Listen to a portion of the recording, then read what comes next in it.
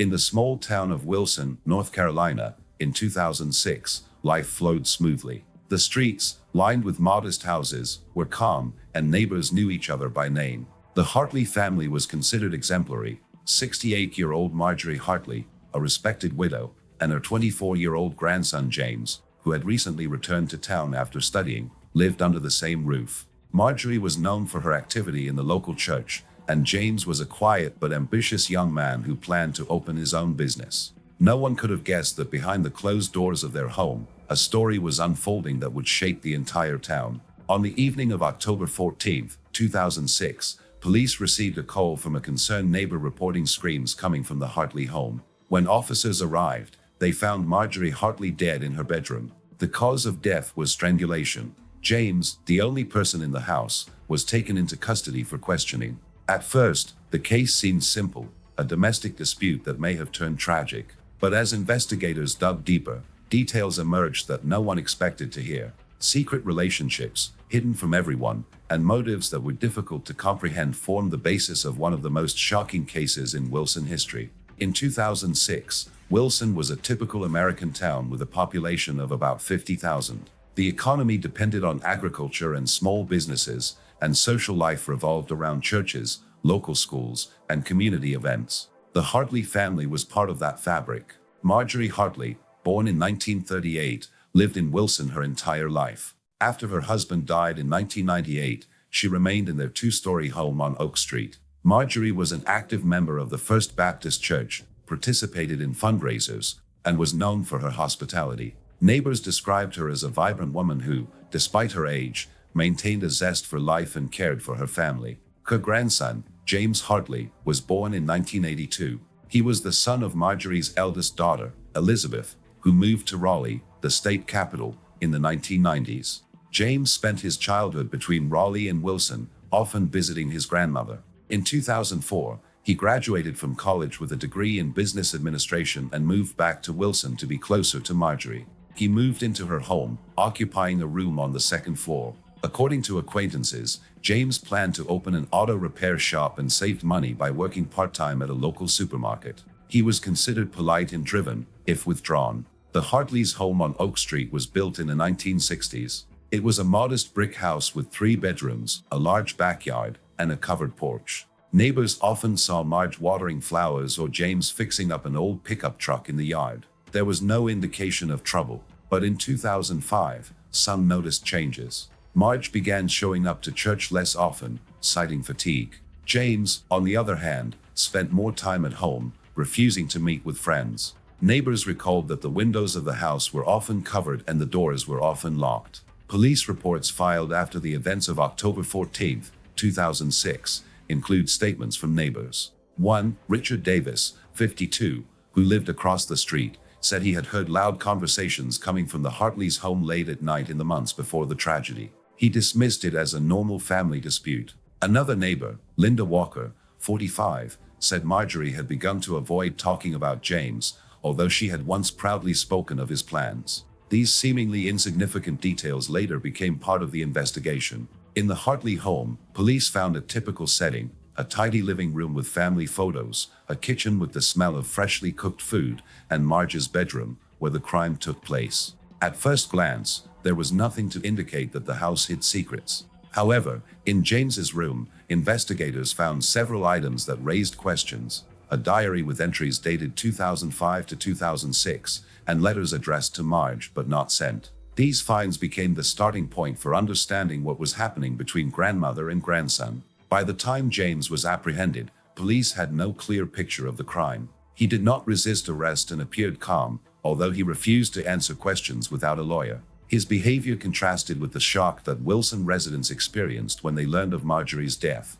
In the first hours after the body was discovered, no one could have predicted that the case would take such an unusual turn. Investigators had to figure out what led to the tragedy in the house that seemed like a stronghold of family comfort. On the morning of October 15, 2006, Wilson police launched a full-scale investigation into the murder of Marjorie Hartley. The house on Oak Street was cordoned off and investigators began collecting evidence. Marjorie was found on her bed in her bedroom, wearing a nightgown. There were signs of strangulation around her neck and a silk scarf, later identified as hers, was lying on the floor nearby. A pathologist arrived at the scene and gave a preliminary time of death of between 9 p.m. and 11 p.m. the previous day. There were no signs of a struggle on the body, indicating that the victim likely knew her attacker and was not expecting an attack. James Hartley, the only person in the house, was taken to the station. His clothes, jeans, and a t-shirt were taken for analysis. At the time of his arrest, he made no statement other than a request for a lawyer. His calmness raised questions among investigators, but they had no basis for charges other than the fact that he was at the scene of the crime. There were no signs of forced entry or presence of strangers in the house, making James the prime suspect. The investigation team, led by Detective Robert Clark, began searching the house. In Marge's bedroom, they found a few small items, in addition to the scarf, an open book on the bedside table, a glass of water, and blood pressure medication. James's room was more revealing. On his desk lay a diary with handwritten entries. Most of the pages contained notes about everyday life, but some were emotional, with references to feelings and secrets. The police also found several unsent letters addressed to Marge, but without any specific content that would immediately indicate a motive. Neighbors interviewed that day gave conflicting accounts.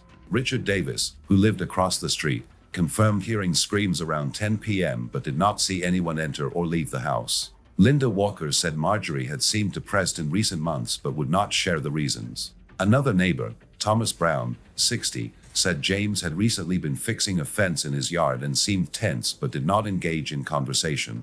A forensic examination conducted that same day revealed that James's fingerprints were on the scarf used to strangle her.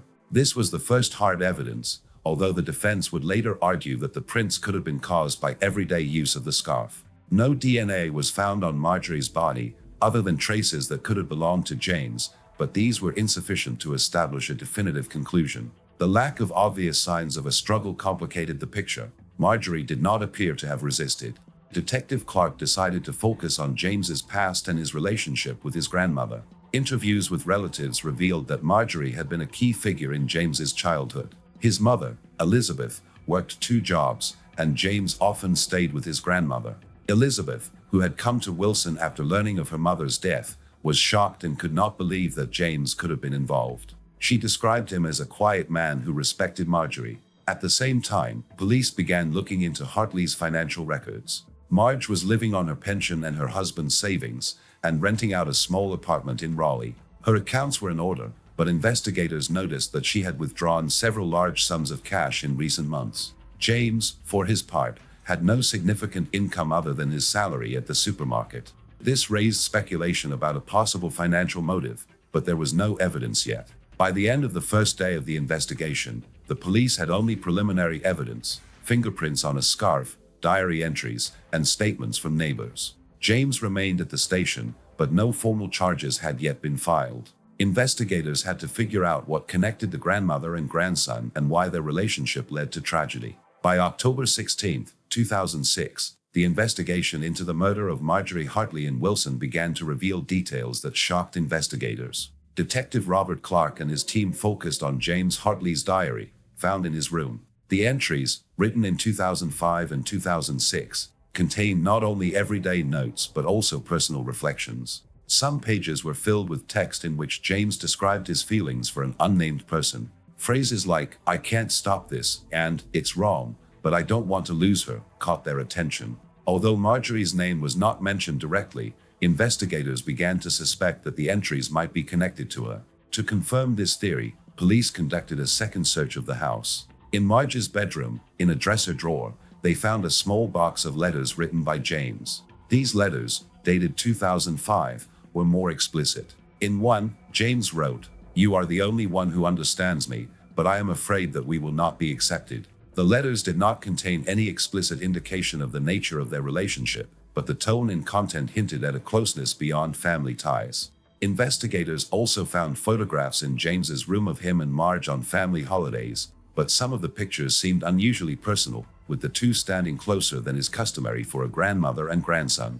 To understand the nature of their relationship, police interviewed friends and relatives. James's mother, Elizabeth, claimed to be unaware of any problems between her son and mother. However, she did mention that James had been calling her less since returning to Wilson and avoided talking about his life. Friends of James's from college said he made no mention of a girlfriend or romantic relationships, which was unusual for a young man his age. One friend, Michael Reed, 25, noted that James seemed obsessed with his grandmother, often speaking of her with admiration. A forensic psychologist assigned to the case suggested that the notes and letters might indicate an emotional or even sexual relationship between James and Marjorie. Investigators had mixed feelings about this hypothesis, but they continued to look for evidence. No direct evidence, such as intimate items or correspondence, was found in the house, but James's behavior during interrogation raised questions. On his second day at the station, he began answering questions, but his testimony was evasive.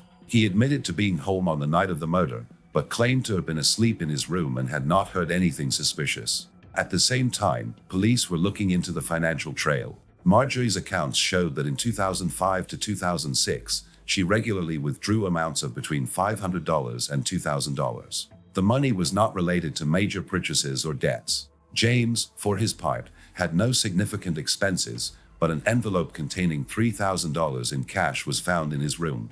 This raised suspicions that Marjorie may have been financially supporting James, perhaps in exchange for silence or other favors. However, this theory remains speculative without further evidence. Neighbors interviewed again on October 16 provided new details. Linda Walker recalled seeing James and Marjorie walking together late one night in September 2006. They were holding hands, which struck her as odd, but she dismissed it.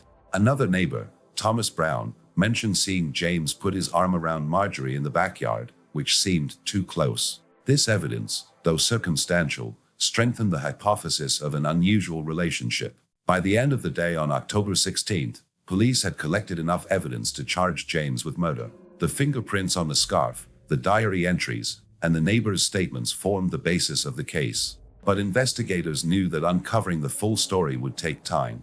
The relationship between James and Marjorie appeared to be more complex than it had seemed, and the motive for the crime remained unclear. On October 17, 2006, James Hartley was formally charged with first-degree murder. The trial began in March 2007 in Wilson County Court. The case attracted local media attention as rumors of a possible secret relationship between James and Marjorie Hartley spread throughout the city. Prosecutors, led by District Attorney Sarah Evans, based their case on fingerprints on a scarf, entries in James's journal, and testimony from neighbors. The defense, represented by attorney David Lawson, argued that the evidence was insufficient to prove guilt and that James had no motive for the murder. At the first hearing, the prosecutor presented physical evidence. The scarf used to strangle her was the centerpiece. An examination confirmed the presence of James's fingerprints, although the defense insisted that he could have touched the scarf in everyday circumstances. James's diary was read in court. Entries such as, "I can't live without her,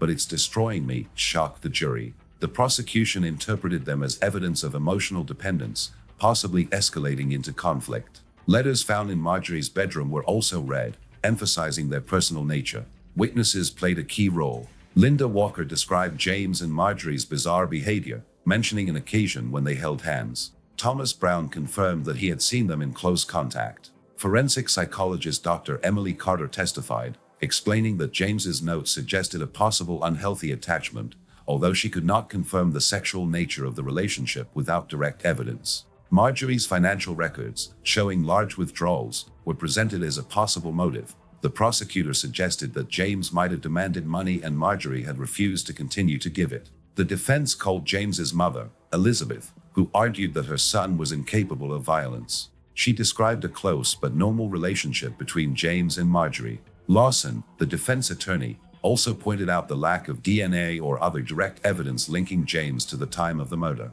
He suggested that someone else might have broken into the house, although police found no evidence of forced entry. The trial lasted 3 weeks. The jury, having heard all the evidence, retired to deliberate on March 28, 2007. By this point, public opinion in Wilson was divided. Some believed James was guilty, while others believed the case was built on circumstantial evidence. On March 30, 2007, a jury in Wilson County Court returned a verdict in the case of James Hartley. After 2 days of deliberations, they found him guilty of first-degree murder. Judge Richard Thompson sentenced James to life in prison without parole. The court's decision was based on a combination of evidence: fingerprints on a scarf, journal entries, neighbors' testimony, and circumstantial evidence of an emotional affair between James and Marjorie. Although there was no direct evidence proving the sexual nature of their relationship, prosecutor Sarah Evans convinced the jury that the crime was motivated by conflict caused by Marjorie's attempt to break off their affair. James remained silent as the verdict was read. His lawyer, David Lawson, announced plans to appeal, arguing that the case was built on speculation, not fact. James's mother, Elizabeth, who was in the courtroom, left the courtroom in tears, refusing to speak to reporters. For her, the loss of her mother and her son's conviction were a double blow. Reactions from Wilson residents were mixed. For many, the case came as a shock because of Marjorie's reputation as a respected woman. Local media outlets like the Wilson Times ran stories discussing how family secrets could lurk beneath the facade of normal life. The church where Marjorie was an active member held a memorial service, but some parishioners refused to attend, citing rumors about her relationship with her grandson. Neighbors on Oak Street, including Linda Walker and Thomas Brown, expressed regret that they had not seen the warning signs sooner. Police reports released after the trial clarified the details of the investigation. Investigators never found any additional evidence to support a sexual relationship, but James's notes and behavior suggested a strong emotional dependency. The financial motive for Marge's money remained secondary, since the envelope of cash in James's room was not directly connected to the crime. The Hartley case left its mark on Wilson. It became a topic of discussion at local schools, churches, and community gatherings, raising questions about family dynamics and hidden problems. James was sent to the state prison in Raleigh, where, as of 2008, he refused interviews and contact with the outside world.